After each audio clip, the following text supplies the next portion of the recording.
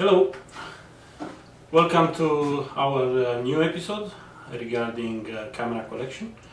My name is Sandu Baciu, and today we're going to talk about the value of the cameras. As you can see, I brought here some of my cameras, and of course we're going to talk about them. Talking about the values of the camera, you need to first of all to document yourself about what camera you want to buy and history about the camera, and good documentation will be something like this. Those who call it books. The generation right now, they just take this, an iPad, iPhone, whatever, and just Google it, or trying to find in a search engine something about it, but that information many times is actually erroneous. So therefore, go back to the books. That's a very good source to find more information about the camera. The value of the camera is actually established by different factors. There are some subjective ones and there are some objective ones. First of all, what's the value? What the value means? Well, is how much that camera worth. It's not really the price. Price is part of it, but it's what this camera particular worth. Okay, so the most important factor for establish the value of the camera probably is the camera condition. Is it in good condition or not? If you go to any of those catalogs or even online, they will say, hey, this camera it's in a very good condition, in medium condition, or in poor condition. So that is going to provide you a very wide range of possible prices, and they are sometimes pretty wide. Can be very cheap and can go extremely expensive, and that is for the same camera type. Okay, so condition extremely important. When we talk about condition, at least on my side, what I think it's important is the camera to work. Of course, depends what camera it is. If it's something like this, like a camera which has got the lenses detachable, so you can detach the lens. Well, the lens is more important than the camera itself. But for a lens, the optical part is extremely important. The glass to not be scratched, and the coating to be still intact and things like that. So from lenses point of view, they are very expensive anyway. Any type of lenses, they are usually expensive. And if you go toward the modern lens where you have different electronics on it, well, those are actually many times more expensive than the camera. Same thing for the rangefinders. The lens for a rangefinder camera, it's, in my opinion, probably double the price of the camera itself. Of course, there are reasons why. They are interchangeable. The camera can be in good shape, but from a mechanical point of view, it's working. Doesn't matter how many scratches have. Still is gonna do the same picture. But when you have a lens which has got a defect, or you have a scratch on the lens, well, that is gonna affect the quality of the picture. So therefore, it's extremely important to have a good quality of the glass, of the lens, of course. Another important thing, which also you need to have in mind, try to protect the lenses to, use a filter in front or something like that, and try to protect the lens, because that can last for years and years and years. I do have actually the old cameras with very good lenses, and since 100 years now, I can make the same type of pictures like I made it with a new camera, basically. The lens is in very good shape. What is different is only the part behind where I need to use a custom film or things like that. But very important to have very good lenses. Of course, you can have cheap ones, like this looks very big one. But it's actually cheap. That is like 10-15 bucks, and being a zoom lens, you can make same type of pictures as you do it with the DSLR. Of course, it's manual zoom, but if you like to do that, you're gonna see there are not too many differences. Now, let's talk about those old ones.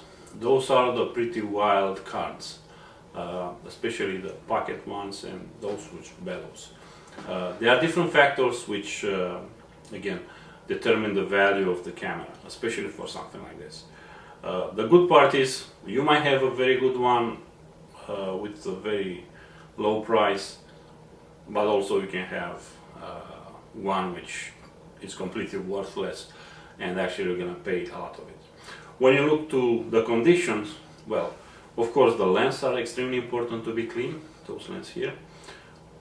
If the mechanical part is a little bit jammed, and most of them probably they are jammed, it's not really a big deal, can be easily fixed. Those have very simple mechanics behind, you can easily dismantle them, there are only some screws and you can easily fix it. But the bellow it's extremely important to be in good shape. And watch for the mold, especially for those type, they tend to have inside here a lot of dust particles and hopefully not too much mold, but some of them actually they tend to have mold inside as well. Depends how the camera was actually kept during the time, and have in mind this is average 60, 70, even 100 years old. Behind here, the cartridges, don't worry too much about this side here. Of course, you just need to make sure it's sealed and the light is not passing, but on those ones, it's going to be custom made anyway. So you can take it from another camera or something like that. It's not really a big problem on the back, but it's extremely important the lens to be good. The mechanical part here, if you have those springs broken, well, that's a big deal, because you're probably not going to be able to use the camera as it should. And the bellow, yes, you can probably fix the bellow, but from my experience, I try to fix some of them. It's extremely difficult to be fixed. So on those ones, try to have them in a very good shape. Now, if it's in a bad shape, you're gonna see, you can find cameras with less than 10 bucks. Of course, you can go ahead and buy it, but in order to fix them, you're gonna spend a lot of time. So average price for something like this can go between, let's say, 20 up to 100 bucks. Of course, if you have a very specific camera with big optics, if the lenses here are bigger and bigger, the price also is bigger and bigger as well. For somebody who wants to start a camera collection, if you want to start with that, think about some price ranges. For instance, if you find a camera less than 10 bucks, saying $10 or less, just buy it. It's fine. The value of that camera probably is gonna be better and better during the time, especially if it's something like this, an SLR or something which was made by solid steel and is not too much plastic on it. The second range which I'm using for myself is between 10 bucks and 100 bucks. Usually it's this side of the table. That can give you at least probably 50-60% of all the cameras which you can find on eBay or on free markets, and you can have a good idea how much you want to spend. In average, that's the price for a camera, which is a film one or could be an antique one. Yeah, so the price depends. If you want to go more than that, and let's say that camera is special in the sense like either it's a certain brand or if it's the first camera with something, or contacts, those are very good cameras, or Nikon 1, Nikon 2, those were landmarks in the history of the cameras. Well, expect to have a little bit, spend a little bit more on that, because people's not gonna let those cameras to go away very soon. The next range which I'm sort of try to stay away is between let's say more than 100 but less than 1,000. There are a bunch of cameras, usually those which are going like this, the different medium size format, like Hasselblads, right now those are around 500, 600, 700, or even more. They go over 1000. However, if you want to invest in something like that, make sure you use the camera. Makes sense, you know, I'm using those with digital back or with a film behind. I'm using both. However, they are very nice camera, very pleasurable. Of course, the last range, let's say it's more than 1000. Maybe I have 1% of my cameras on that range. It's something new, like those ones, you know, the 5D Canons and those which are professional DSLRs. Or if you want a landmark camera like those two ones, those are very, very rare.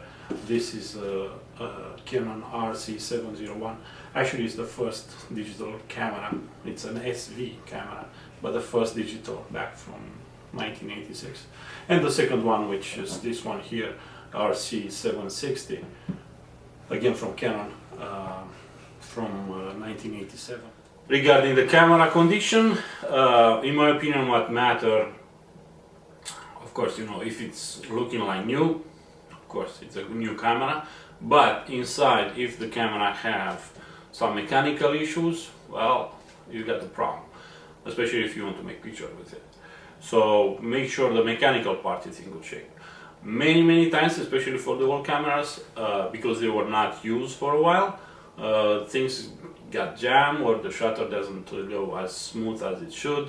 Well, you need to have some cleaning of it, and you know, try to see if you can send it to somebody who knows exactly how to fix those cameras. That's the first thing. If it's something very minor and just oil and lube or just clean the dust and things like that, you can do it by yourself. However, make sure the camera from mechanical part is good. And like the SLRs, for instance, the shutter usually has got problems, especially for rangefinder. Also, the shutter's got problems. Make sure the shutter is in good shape.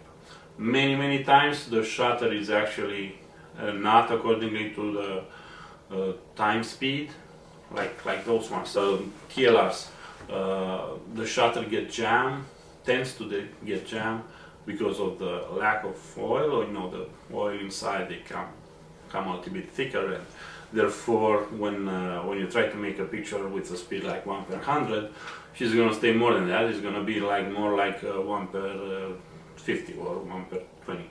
So you need to optimize that, and of course during the time you're gonna realize when a camera is out of his properties. You basically gonna see it's going slow. And also, if you have a good ear, you can even realize the sound is not right. You know, the classical sound is gonna be more like therefore it's going slow. Anyway, the second properties, or the second important thing which a camera have from value point of view, and this derived from the how the camera is, you know, the condition of the camera, is the price. And I will not talk too much about the price, but there are different catalogs. You know, Mikion is one good example. You have 40,000 plus cameras over there with different price ranges, and that helps you a lot to see what is actually the price for a camera. Again, depends on the condition, so you have a very variety of prices. They usually give you an average price. So those are linked directly to the physical properties of the camera. Of course, you know, this price can be negotiable. On the subjective side, the camera value could be influenced if it's got a sentimental value, or if the camera was used by a famous photographer or somebody who is famous. So anyway, regarding the values, first document yourself, see what you want to do. If you want to start a collection, have a plan. I guess most of the people which they just buy a camera, they don't really have a plan. If you like the instant cameras like the Polaroid ones, go ahead, buy it, they're pretty cheap. However, if you want to use them, document yourself, they are, some of them think you use it, there are still companies which are still making film for it, actually cartridges with different parts on it. Anyway, you can buy those, they are pretty cheap, but most of the time I'm not gonna use it. Lenses, and actually I want to make a joke about it. Lenses are actually more expensive than the cameras. Alright, hopefully you like this channel on the camera values. If you have any comments or if you have any suggestions, please subscribe below, provide me some feedback, and we'll see you in the next one. Thank you.